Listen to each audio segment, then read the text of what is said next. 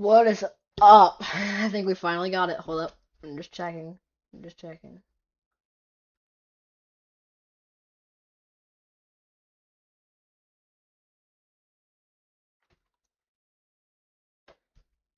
Hold up. 1 second, boys.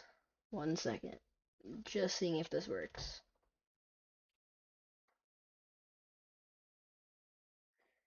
Wait. Wait.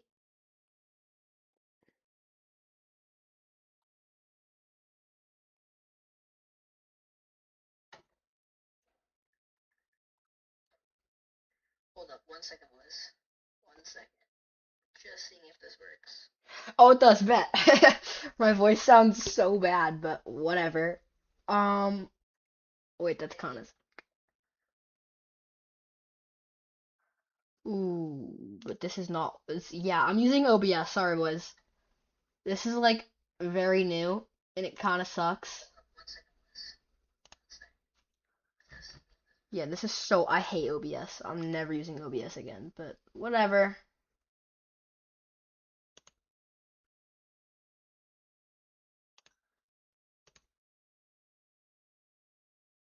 It's fine. I don't really care.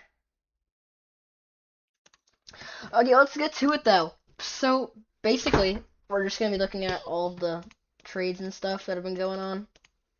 First, let's start off with the recent NHL trades. Let's look at them. Let's go to the NHL trade tracker.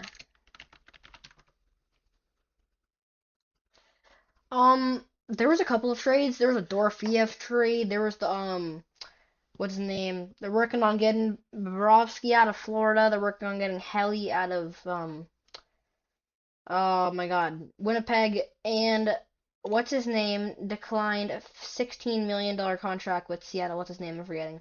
Robertson, Jason Robertson. So yeah. Oh God, what's my friend saying?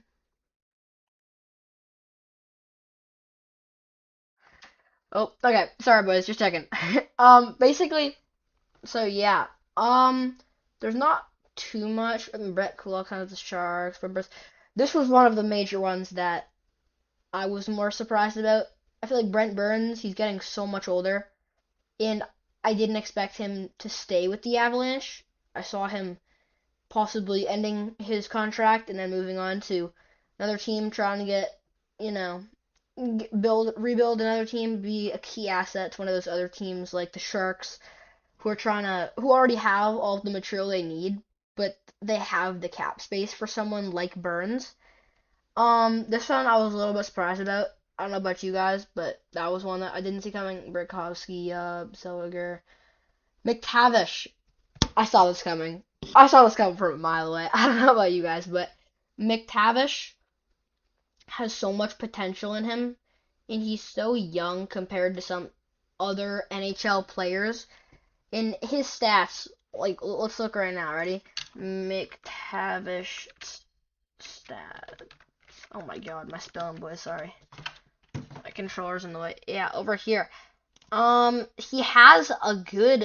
I mean, obviously this isn't amazing, but like if you have a 41 point player, he's already getting you a point basically once every 2 games, and he's a nice asset to have on your team.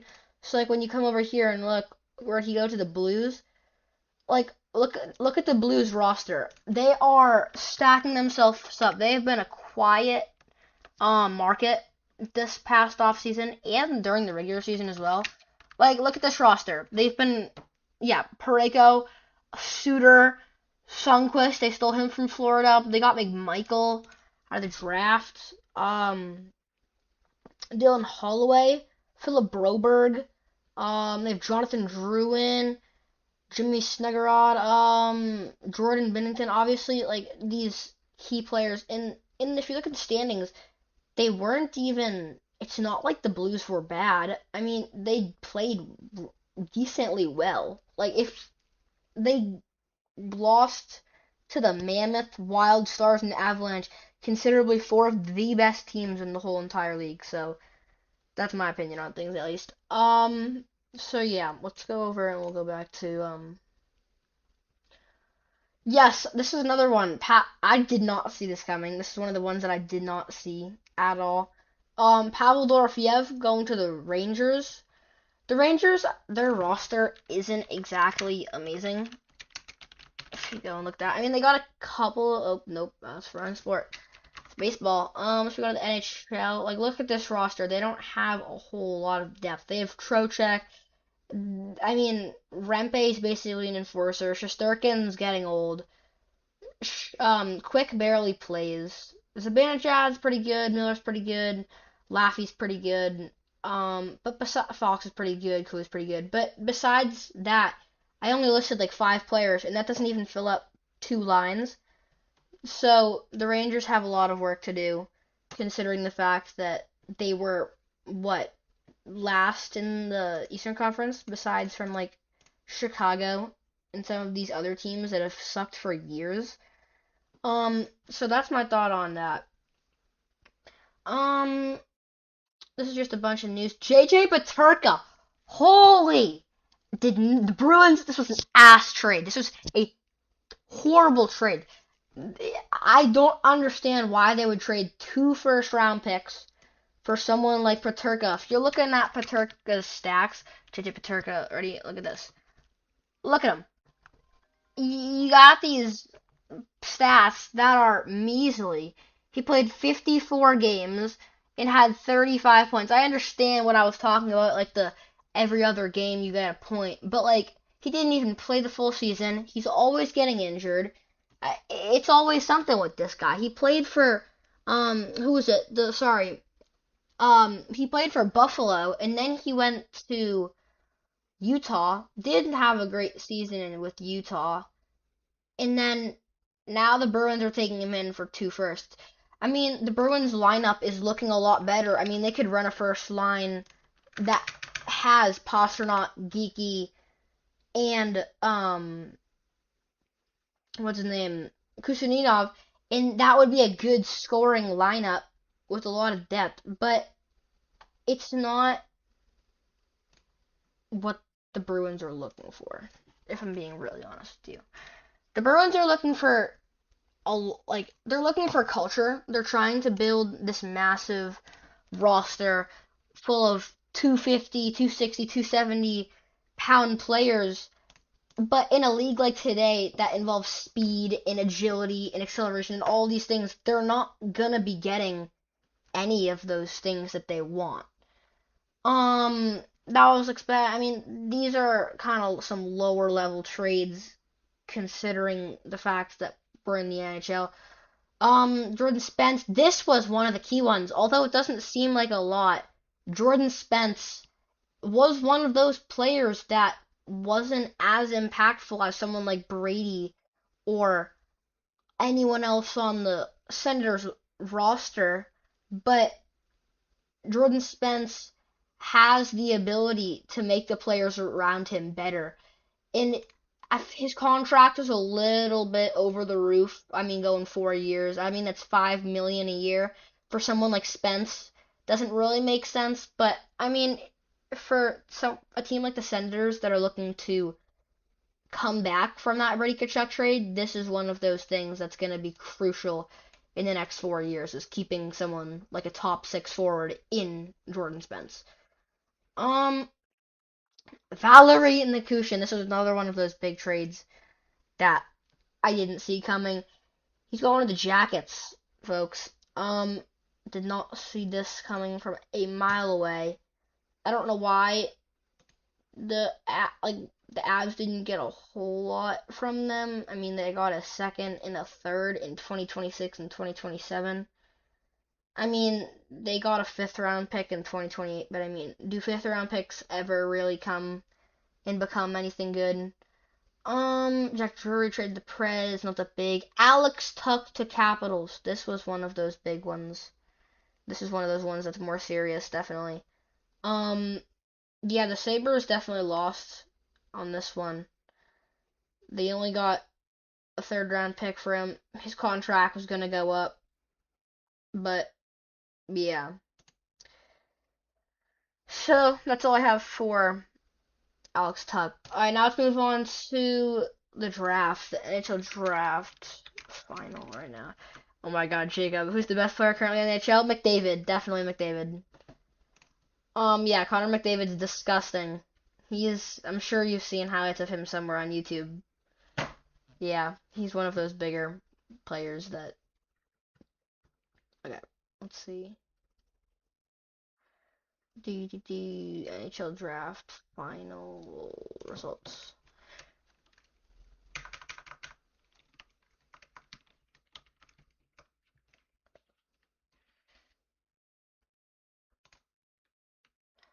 Okay, starting off with the first overall pick in Gavin McKenna, 1,000% the right move here. Lots of people had Stenberg going first overall, but I would never have taken Stenberg over McKenna. No, my God, I don't know if you guys saw, but Bieber at the beginning of the draft calling Mr. McKenna, we'd like to draft you. I don't know.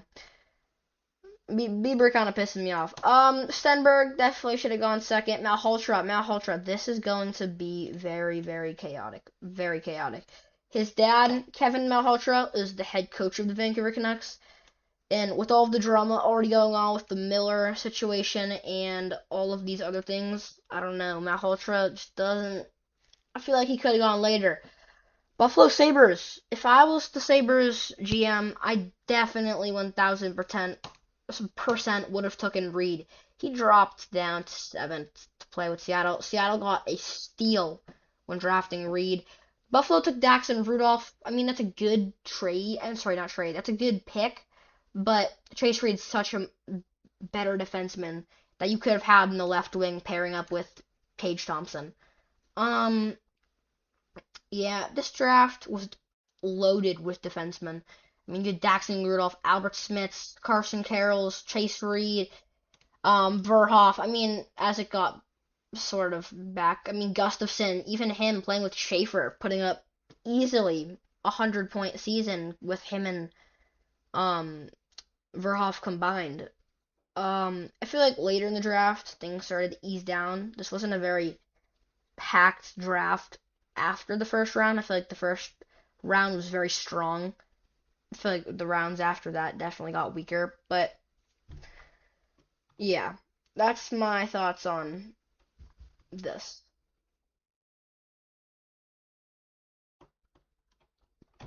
Let's see here. Now we'll go back.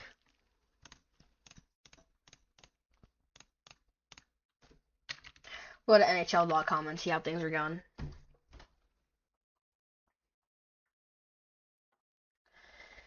Yeah, Gavin McKenna, he's disgusting. I don't even know what to say about him. He's so good at the game, it's not even funny. Yeah, Jacob, if you're still watching the stream, you probably are. Connor McDavid basically is a top 3 in each of these categories, or just anyone in general. McDavid is disgusting. Obviously, 48 goals, 138 points. I don't know how he does that, but yeah. Let's see, coming down here. This is gonna be so fun to watch. This is gonna be so fun to watch.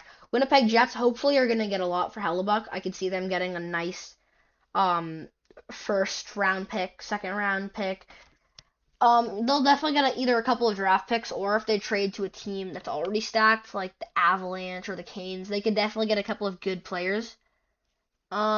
Yeah, so they'll probably be good next season, next couple of seasons. Winnipeg should come back if they do decide to get rid of Helly. Um, the Canadians have basically their whole lineup is under 25, so they're gonna be fine. Tim Hortons, damn, where are they playing? Oh, they're playing in Manitoba. That's gonna be a fun one too, and it's gonna be cold. It's gonna be actually cold.